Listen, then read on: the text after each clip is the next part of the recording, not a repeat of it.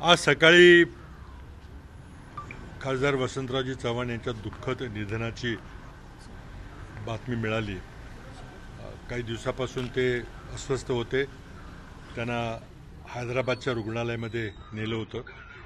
त्यांना किडनीचा विकार होता। निवडणुकीच्या वेळेला देखील त्यांना ही निवडणूक झेपेल का नाही याची चर्चा झाली होती। घटना घडल्या होत्या त्या पार्श्वभूमीवर त्यांनी आग्रहाने निवडणूक लढवण्याचा निर्णय घेतला। पक्षाने केली आणि निकराची झुंज त्यांनी लोकसभेमध्ये दिली आणि ते एक अत्यंत निर्णायक असा त्यांनी विजय नांदेड लोकसभा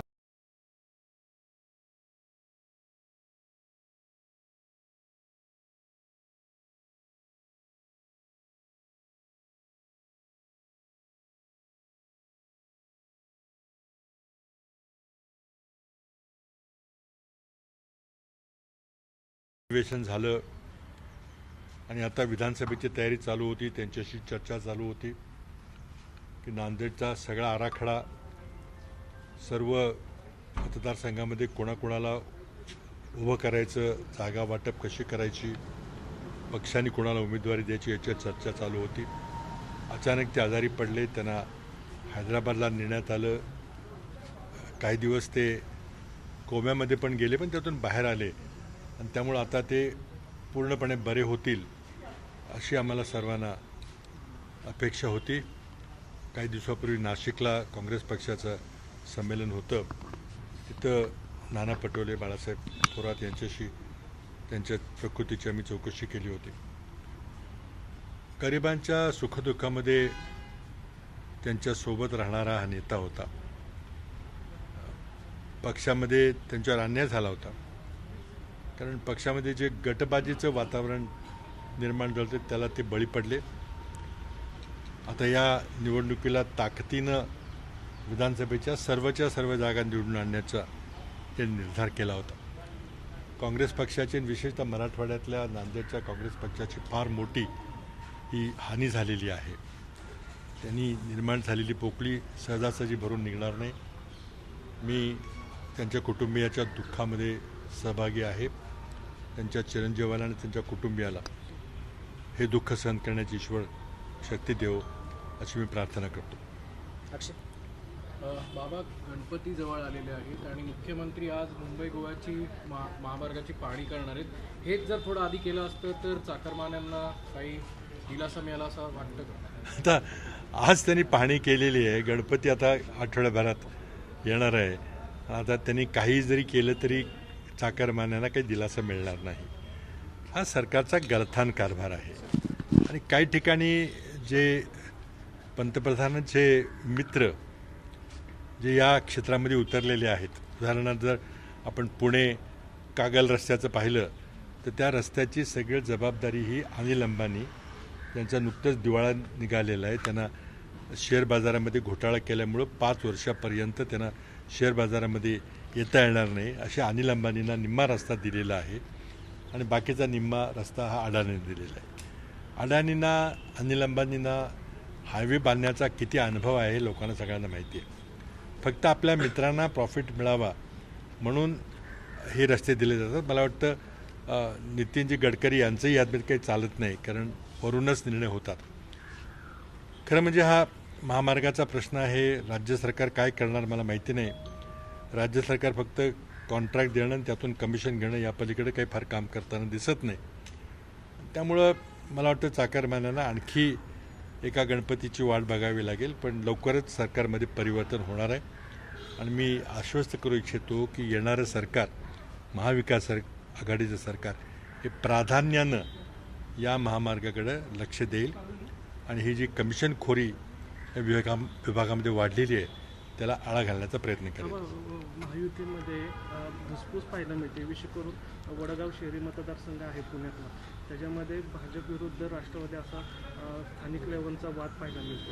आज मी आता पुण्याच्या स्थानिक उमेदवारीबद्दल बोलणार नाही मी, पण महाविकास आघाडीमध्ये जे एकमत आहे, जे समन्वय आहे आणि जी आमची खुली चर्चा होती, मैत्रीपूर्ण वातावरणामध्ये आमचं काम चाललेलं आहे, त्या विरोधामध्ये महायुतीमधली धुसफूस, मग त्यामध्ये एका घटकाला काढून टाकायचं का, त्याच्यामुळं नुकसान झालं का, ही चर्चा उघडपणे पुण्यात चाललेली आपण ऐकतोय. मला वाटतं असं काही वातावरण महाविकास आघाडीमध्ये नाही आहे, युतीमध्ये आहे. कारण लोकांना आज सरकारमध्ये बदल होणार आहे, सत्तांतर होणार आहे, महाविकास आघाडीचं सरकार महाराष्ट्रात येणार आहे याची खात्री पटलेली आहे. आणि म्हणूनच केंद्र सरकारला महाराष्ट्राची निवडणूक पुढे ढकलावी लागली. नाहीतर हरियाणा आणि महाराष्ट्राच्या निवडणुका एकत्र होताना आपण पाहिलेलं आहे. मतदारसंघाची पुनर्रचना झाल्यानंतर ज्या ज्या निवडणुका झाल्या, 2009ची असेल, 14ची असेल, 2019ची असेल, त्या दोन्ही निवडणुका हरियाणा आणि महाराष्ट्राच्या एकत्र झाल्या. पण यावेळेला मात्र महाराष्ट्राची निवडणूक अनिश्चित काळाकरता पुढे ढकललेली आहे. अशी चर्चा आहे की कदाचित महाराष्ट्रात राष्ट्रपती राजवट लावून निवडणूक आणखी पुढं ढकलायचा प्रयत्न होईल. त्यांना भारतीय जनता पक्षाला एक आशा आहे की कदाचित काही अटकली करून हरियाणामध्ये जर सरकार त्यांचं टिकवता आलं तर त्याचा परिणाम महाराष्ट्रात होईल. पण हरियाणाचे सरकार राहणार नाही, महाराष्ट्रातले सरकार राहणार नाही, झारखंडचे राहणार नाही आणि जम्मू काश्मीरमध्ये देखील दारुण पराभव झाल्याशिवाय राहणार नाही. आणि त्याचाच परिणिती ही पुढच्या वर्षाच्या सुरुवातीलाच मोदी सरकार गडगडेल. ज्या प्रकारे अटल बिहारी वाजपेयी यांचं सरकार 13 महिन्यात गेलं होतं, त्याची पुनरावृत्ती होताना मला दिसते. बाबा, एक महाविकास पोर्शे अपघाताचा उल्लेख केला आहे की एकूण वेल कनेक्टेड राजकीय कनेक्टेड असणाऱ्या एका व्यक्तीला वाचवण्याचा प्रयत्न होतोय, तर तो कोण आहे, त्याचं नाव जाहीर का होत नाहीये आणि कुणी वाचवण्याचा प्रयत्न केलाय. याशिवाय पुणे पोलिसांच्या अनेक त्रुटी देखील या निमित्तानं उघडकीस आल्या होत्या.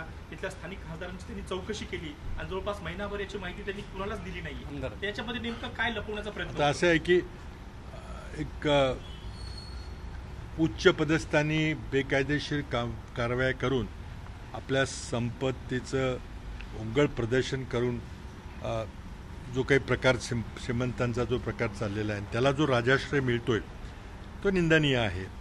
आज पोर्शे अपघाताची गोष्ट असेल पुण्यातली किंवा बदलापूरला झालेला जो प्रकार असेल, त्यामध्ये कुठंतरी राजकीयदृष्ट्या संबंधित असलेल्या उच्च पदस्थांना वाचवण्याचा पोलिसांवर दबाव आलेला दिसतो.